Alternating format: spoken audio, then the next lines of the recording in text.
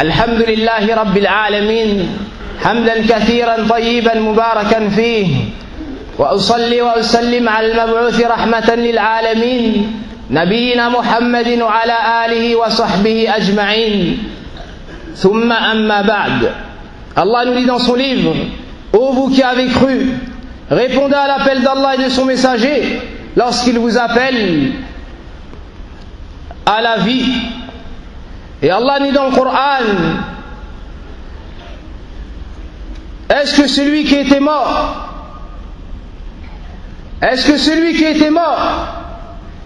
à qui nous avons redonné la vie, puis nous lui avons donné une lumière, c'est-à-dire le Coran, afin qu'il marche au milieu des gens, est-ce que celui-ci est semblable à celui qui marche dans les ténèbres et il n'arrive pas à en sortir? Est-ce que celui qui était mort, à qui on a redonné la vie, c'est-à-dire par la foi, par le tawhid, par la ilaha illallah, est-ce que celui-ci est semblable avec celui qui marche dans les ténèbres et qui n'arrive pas à en sortir? Est-ce que celui-ci est semblable avec celui qui marche dans la mécréance, qui marche dans l'égarement, qui marche dans l'insouciance? Sans aucun doute, ils ne sont pas au même niveau. Dans ces versets, Allah subhanahu wa ta'ala nous apprend que sur cette terre, certaines personnes sont mortes. Certaines personnes sont mortes et d'autres personnes sont vivantes. Et sachez qu'il n'y a pas de véritable vie, ni la vie des cœurs, ni la vie du corps, si ce n'est avec le rappel d'Allah subhanahu wa ta'ala, si ce n'est avec le suivi de la religion du prophète sallallahu alayhi wa sallam. C'est pour ça que le prophète sallallahu alayhi wa sallam nous dit: l'exemple de celui qui évoque Allah et l'exemple de celui qui n'évoque pas Allah est semblable aux vivants et aux morts.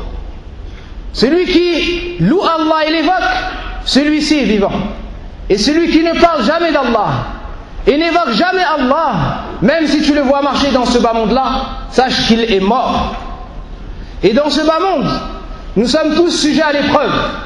Certains sont éprouvés par la maladie, certains sont éprouvés par leurs parents, d'autres par leurs enfants, d'autres par leurs épouses, d'autres par la pauvreté.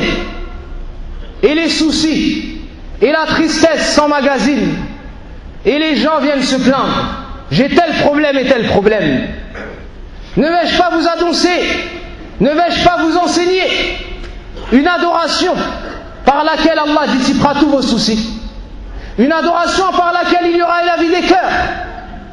Une adoration par laquelle toute tristesse et toute difficulté disparaîtra. Dhikrullahi azza wa jal. Le fait d'évoquer Allah subhanahu wa ta'ala souvent, et le fait de parler d'Allah azza wa jal, et le fait d'assister au rappel où on parle d'Allah subhanahu wa ta'ala et de son messager sallallahu alayhi wa sallam, cela est le remède à tous les maux et à toutes les difficultés. Le fait de se souvenir d'Allah azza wa jal et le fait de l'évoquer avec abondance. Allah nous dit dans son livre: ô vous qui avez cru, évoquez Allah de manière abondante. Et Allah nous dit dans son livre: n'est-ce pas avec le rappel d'Allah que les cœurs s'apaisent? N'est-ce pas avec le rappel d'Allah que les cœurs trouvent la tranquillité? Sans aucun doute, avec le rappel d'Allah, on goûte à la sérénité, à la tranquillité. Il nous faut donc évoquer Allah et le louer avec abondance. Et les textes, que ce soit dans le Coran ou dans la Sunna du prophète sallallahu alayhi wa sallam, sont très nombreux pour nous enseigner le grand bienfait de cette adoration et la grande place qu'elle occupe dans notre religion. Le prophète sallallahu alayhi wa sallam nous dit: ne vais-je pas vous annoncer la meilleure action et la plus pure auprès de votre roi, votre Seigneur, c'est-à-dire Allah, et celle qui vous élèvera le plus en degré, meilleure pour vous que de dépenser de l'or et de l'argent, meilleure pour vous que de rencontrer l'ennemi dans le combat, de le taper à la gorge ou qu'il vous tape lui à la gorge, meilleur que cela. Ne vais-je pas vous annoncer cela? Ils ont dit certes au messager d'Allah. Le prophète sallallahu alayhi wa sallam a dit: le rappel d'Allah est mieux que tout ça. Le rappel d'Allah est mieux que tout ça. Donc avec le rappel d'Allah, tu gagneras l'agrément d'Allah et tu seras élevé en degré dans ce bas monde et dans le delà. Bi'idhnillahi ta'ala. Le rappel d'Allah est la meilleure œuvre. Mu'adh radiallahu anhu nous dit, la dernière chose par laquelle je me suis séparé du messager d'Allah est que je lui ai dit au messager d'Allah, quelle est l'œuvre la plus aimée auprès d'Allah? Il me dit que tu meurs alors que ta langue est en train d'évoquer Allah. Que tu meurs alors que ta langue est en train d'évoquer Allah. Et sachez mes frères que celui qui veut mourir en faisant du dhikr, il lui faut faire beaucoup de dhikr tout au long de la journée. Car celui qui vit sur une chose, Allah lui facilitera une mort dessus. Et sans aucun doute, le meilleur dhikr, c'est la ilaha illallah. Le meilleur dhikr, c'est la ilaha illallah. Et le prophète sallallahu alayhi wa sallam nous dit, celui dont la dernière parole sera la ilaha illallah, il rentrera au paradis. Sachez qu'on a tous des ennemis. Et le plus grand de nos ennemis, le plus dangereux, c'est Ash-Shaytan, c'est le diable. Celui-ci essaie de nous faire tomber dans la mécréance. Celui-ci essaye de nous freiner dans les bonnes actions. Alors il nous faut une protection et un bouclier pour nous préserver de ces flèches empoisonnées. Alors le prophète sallallahu alayhi wa sallam nous dit, comme c'est venu dans le hadith, et le serviteur ne peut être sauvé du diable si ce n'est avec le rappel d'Allah. Donc le rappel d'Allah est une protection contre le diable. De la même façon, c'est une protection contre le châtiment de l'enfer.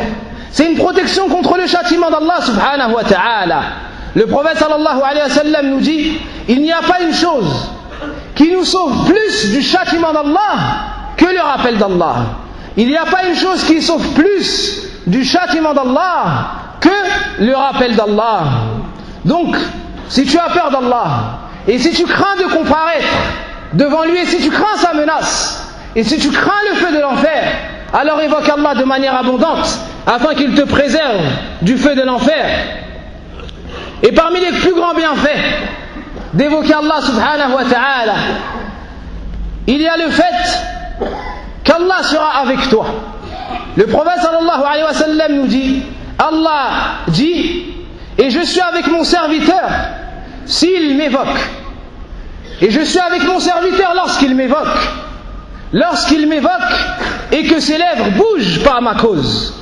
Et si Allah est avec toi, il te secourra, il te préservera, et il te facilitera les meilleurs chemins, et te préservera de tous les maux, et des chemins de l'égarement, et des chemins du shaitan.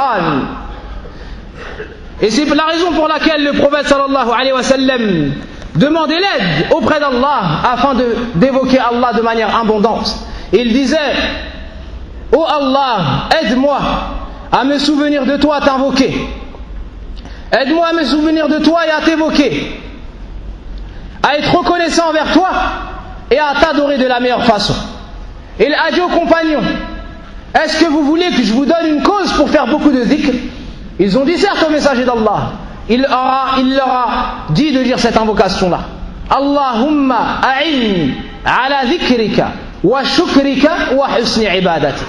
Oh Allah, aide-nous à nous souvenir de toi ou bien à t'évoquer, à être reconnaissant envers toi et à t'adorer de la meilleure façon. Le messager d'Allah sallallahu alayhi wa sallam, c'est la créature la plus noble. C'est la personne la plus pieuse. La personne qui adorait Allah le plus.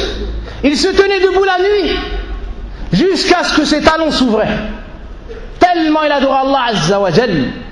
Dans une seule assise, il disait plus de 70 fois Astaghfirullah wa atubu ilayh. Et malgré ça, il recherchait l'aide auprès d'Allah pour faire beaucoup de dhikr. Qu'est-ce qu'on va dire nous? Et de cela on comprend une chose énorme, c'est que toute personne qui réussit à adorer Allah, c'est pas de par son intelligence, c'est pas de par sa force, mais c'est parce que Allah azza wa jal lui a facilité cette adoration. Et wallahi, si ce n'était pas Allah azza wa jal, on n'aurait pas pu faire une prosternation. Et on n'aurait pas réussi à dire shahadat al-haq, la ilaha illallah. Et chaque jour, à chaque heure, il y a des gens qui rentrent dans la religion d'Allah et ils prononcent cette parole-là. La semaine dernière, dans cette mosquée, une femme juive est venue et à prononcer cette parole-là. Ashhadu an la ilaha illallah wa ashhadu anna Muhammadan Rasulullah.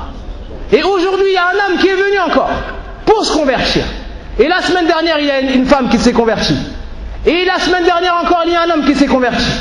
Et chaque semaine, Allah guide des gens à cette religion. Par le meilleur dhikr, la ilaha illallah, Muhammadur Rasulullah. On doit donc remercier Allah, celui qui nous a guidés à cette religion. Et c'est lui qui nous a permis de le louer. Et si ce n'était pas par sa grâce, on n'aurait pas pu le louer.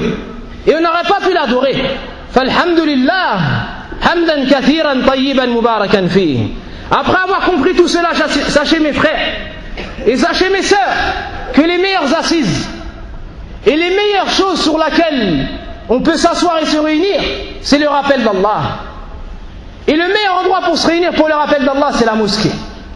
Et le prophète sallallahu alayhi wa sallam, lorsqu'on lui a demandé qu'est-ce qu'on a gagné à nous asseoir dans ces assises-là, il a dit le paradis. Celui qui vient dans ces assises pour apprendre sa religion, il gagnera le paradis. Et le prophète sallallahu alayhi wa sallam nous dit celui qui vient dans les assises de rappel, celui qui vient dans les assises de rappel et se réunit avec ses frères pour cela, il y a une voix qui appelle et dit levez-vous, on vous a pardonné vos péchés et on a changé toutes vos mauvaises actions en bonnes actions. Subhanallah, Subhanallah, ma akramahu min ilah. Vous venez dans une assise comme celle-ci, vous venez apprendre votre religion, vous venez goûter à la sérénité du cœur, et lorsque vous partez, Allah transforme tous vos péchés en bonnes actions. Il vous pardonne vos péchés et vous accorde le paradis. Comment après cela on pourrait ne pas s'asseoir dans ce genre d'assises?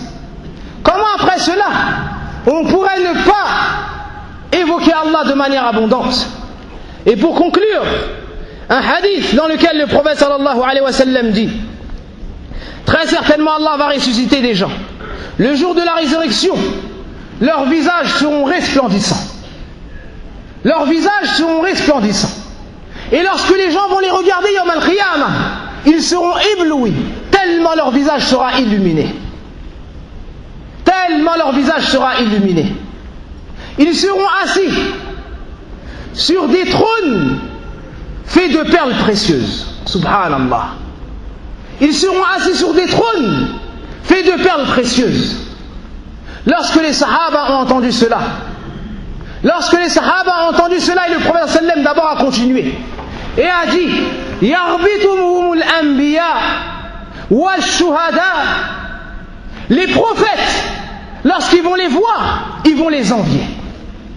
Les martyrs, lorsqu'ils vont les voir, ils vont les envier. Et ils seront proches à la droite du tout miséricordieux. Alors un bédouin est tombé sur ses genoux et a dit au messager d'Allah, mais qui sont-ils? Qui sont-ils au messager d'Allah? Afin qu'on les reconnaisse. Alors le prophète sallallahu alayhi wa sallam a dit, ce sont des gens qui viennent de différents pays, qui viennent de différentes tribus. Ils se sont aimés pour Allah et se sont réunis pour le rappel d'Allah. Ils se sont aimés pour Allah et se sont réunis pour le rappel d'Allah. Ils ne sont pas de la même nationalité, ils ne sont pas du même pays. Qu'est-ce qui les a réunis? L'amour d'Allah subhanahu wa ta'ala et le rappel d'Allah subhanahu wa ta'ala. فنسأل الله سبحانه وتعالى أن يجعلنا من المتحابين في جلاله. اللهم صل على محمد وعلى آل محمد. اللهم صل على محمد وعلى آل محمد كما صليت على إبراهيم وعلى آل إبراهيم إنك حميد مجيد. اللهم بارك على محمد وعلى آل محمد كما باركت على إبراهيم وعلى آل إبراهيم إنك حميد مجيد. اللهم أعنا على ذكرك. اللهم أعنا على ذكرك. اللهم أعنا على ذكرك وشكرك وحسن عبادتك.